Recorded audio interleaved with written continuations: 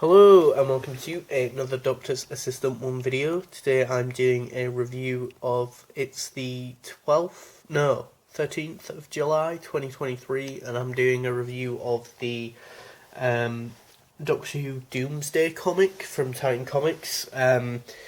Hopefully, say what you will about this, but hopefully for my own peace of mind that this has not gained, has some traction in the Doctor Who community slash fandom, or community or whatever, but also not so much that like lots of people are going to be buying this, so that hopefully this video gets quite a few views, because that would be nice, but also hopefully people basically are like experiencing this comic vicariously, is that the right word, via myself, having purchased this. I do think this unfortunately falls a bit flat, but I will go through other bits of the comic first. You've got the Titan logo, Titan Comics there, issue 1. It's only a 2-part comic, although I think there's a comic strip in Doctor Who magazine, or like an epilogue slash prequel thing that I haven't got, but I should have probably tried to get hold of before getting this. But yeah, one thing I will say about the cover that I do think is actually really interesting, which is not very specific to this cover, because I think this cover's okay. It just is what it is. It's nothing major, but I think I could be wrong about this, so please do comment below if I am wrong. But I think this is the first time we've got the new sort of 50th, and by 50th I meant to say 60th, sort of slash sort of series 14, the new Doctor Who logo stacked on a Titan comic cover. So you've got BBC Doctor Who, but in this sort of silver thing, but a sort of dark greyish sort of colour, and then Who in blue with this sort of like piss yellow sort of border around it. But then you've got like Doomsday in this sort of very Marvel-esque font. I do quite like the fact that the O has the little clock thing in it. You've got a preview which kind of goes over the premise of the Doomsday event briefly, which was very helpful for me because I couldn't remember what the beep it was about. You've got a little bio about Doom, Missy, the 12th Doctor, and the TARDIS. You've got Titan Comics website handle, or website, Twitter, and Facebook. On the back, you've just got an advertisement for other Doctor Who graphic novels. You've got the Next Time issue, sort of standard cover there. You've got the fact that you can get the app to read comics on the app. A sort of like timeline of all the different Doctor Who, the Reader's Guide sort of thing through all the different modern Doctors slash classic Doctors as well, sort of thing. You've got the variant cover, which I don't really think's that great, slash photo version, I guess. The artwork is okay, I guess, in this one. It's not the best artwork, and it's also not the best story either, so I do kind of feel like, genuinely, like this one kind of fell flat for me personally. Hopefully part 2 slash issue 2 is better. That would be good. But I'm surprised, comic-wise, they haven't really sort of pushed the boat out, seeing as this is to... I don't know if this doesn't really tie into the 60th, it's just been released during the 60th year. It's very odd, the whole Doomsday thing, personally, because it's like a trans-platform media thing, event thing, but the weird thing is that it's not got anything, or it's maybe got some Doctors involved in it. It's very confusing, because the thing is, this Doom character's got 24 hours to try and track down the Doctor, I guess, and here we've got like a little bio about 12, so in the next issue does Peter Capaldi's Doctor sort of pop up? That would be cool.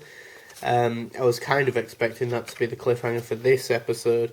One positive I will say about this is that I do kind of like Missy wearing this sort of purple and green hat with 12, because she's like associated with the 12th Doctor's incarnation and being his sort of master slash Missy sort of, his yang to his yin or whatever, sort of thing.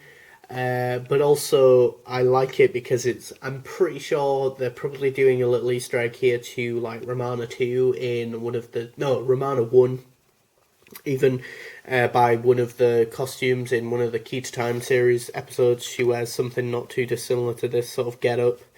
So I think that's kind of cool.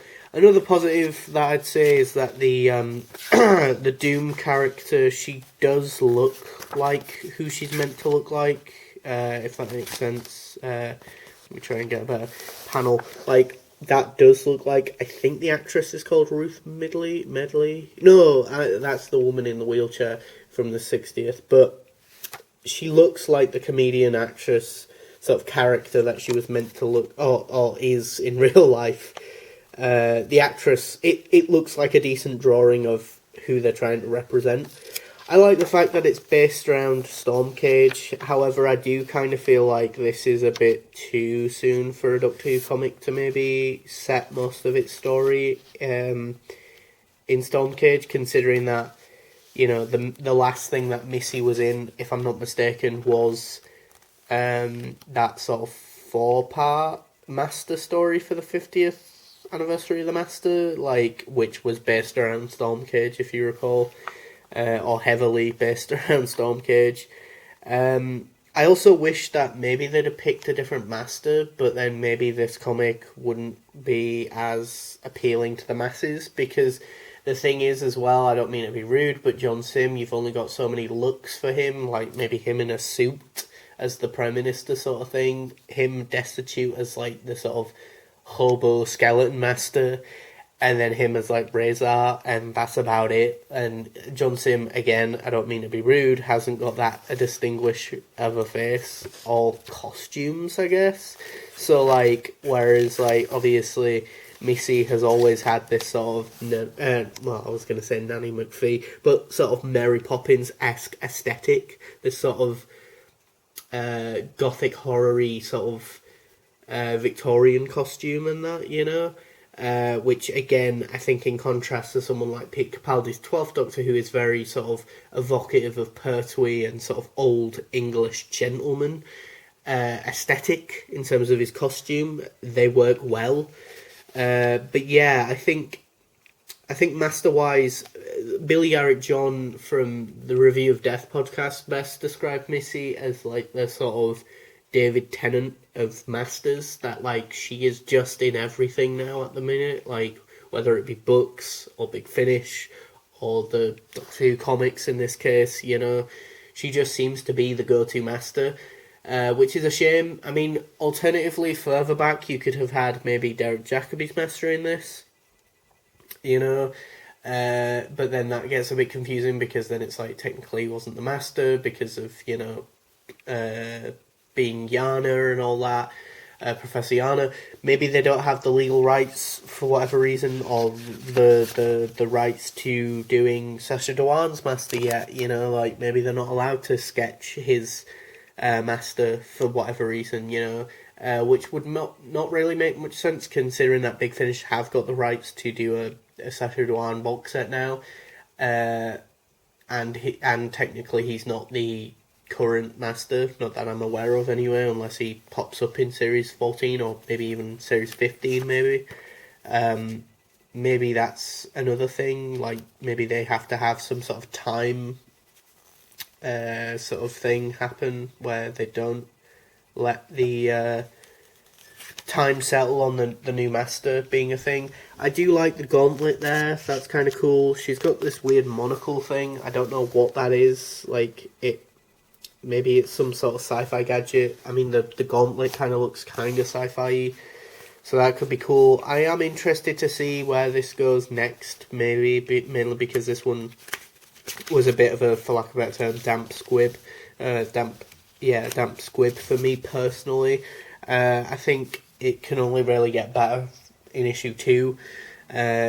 That's where I'm going with this. I was surprised that River Song, I think she gets mentioned in this but didn't pop up. because in my mind, whenever they have Stormcage in these comics, I'm immediately having to think, oh wait, so is River Song just off on adventures with Matt Smith's 11th Doctor then? Like, why has she not come across this female master before? I mean, she might do in, I think, some of the Big Finish stuff, but anyway, yeah, I don't even know if I'm going to be end up picking up any more of this Doomsday event other than this next issue, so if I do, I'll probably review it on the channel. If I don't, then I don't, you know. I'd be curious to know what they'll do with the Big Finish audios with Doomsday and this character, because, you know, they'll really have to sort of put a voice to her, because obviously in the comics she doesn't have a voice, so there's that as well. You know, I'm only getting a sort of very thin slice of who she is as a character, and this is my first introduction to the character, and it's not been great. You know, maybe if I'd got the prequel sort of comic strip or comic sort of epilogue almost to this, then maybe that would set the scene more, and maybe then doing these ones would work better, and then the Big Finish audios and so on and so forth.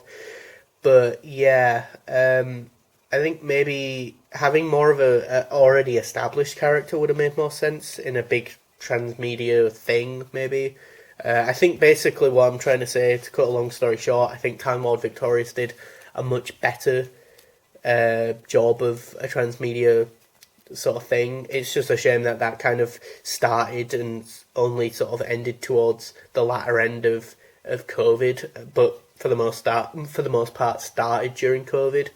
And that was unfortunate. So like some of the things, even if you were like 90 or 70-80% or 60 to 50% interested in it, you'd probably miss out on some of it because it was like, you know, escape rooms and stuff with other people and interactive stuff. Whereas this, I don't think there's anything tied in with any sort of physical stuff, like actual immersive games, or maybe there are some games with Doom popping up in them. I don't know, but maybe there's no escape rooms. I don't think there are any escape rooms planned for this, so it might just literally be mainly the books, the comics, the Big Finish audios, maybe some website stuff, interaction, a trailer on the YouTube channel, maybe some messages from Doomsday on the YouTube channel. I don't know, and then that might be it. I don't know, or maybe some Doctor Who Doomsday related t-shirts. I don't know. But yeah, thanks for watching. Please do comment, rate and subscribe to the channel.